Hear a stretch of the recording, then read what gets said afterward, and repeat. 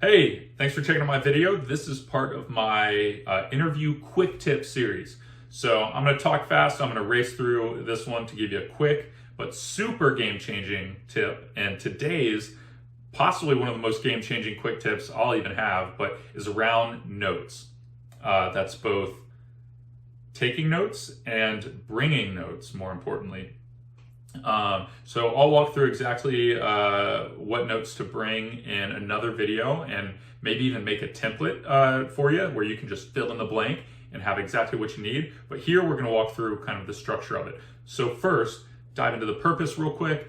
Bringing and taking notes convey confidence.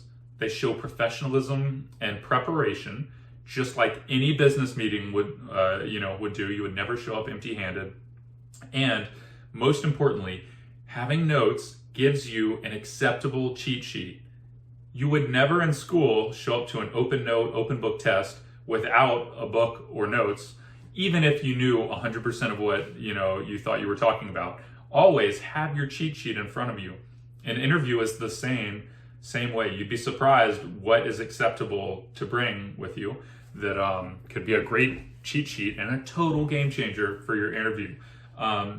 So as far as the strategy goes, I like to have 3 kind of sets in front of me. So think about yourself. You're sitting at the table. You have maybe your binder or notepad or whatever, and then maybe sitting on top of that is number 1, your resume. So it's okay if it's multiple pages, but like one sec, you've got your resume.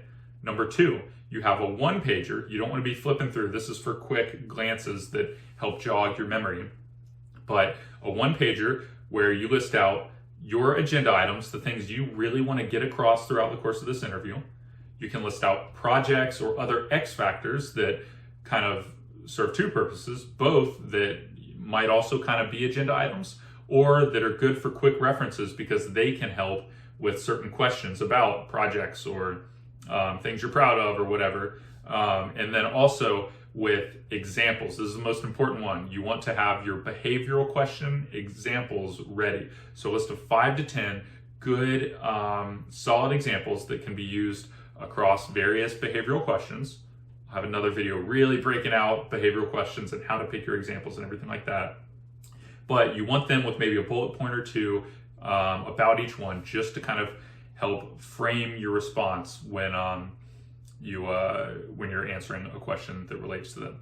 And then your third stack, another 1-pager, but just a few quick points on maybe company info or related industry data, something that maybe you'll score a couple points in the interview if you can, spit out a good stat or something like that. And then also your questions that you want to ask the interviewer. And that will also be the page where maybe you could jot down a few notes if something comes up throughout the interview that you want to document. So there you have it. If you're uncomfortable with this, so usually what I'll do in the beginning of an interview, even though I know that it's okay, just to, again, kind of show that confidence, show that professionalism, I'll say, hey, do you mind if I have a few notes in my resume laid out and potentially take a few notes during the interview? And always it's, oh yeah, sure, go for it. No worries.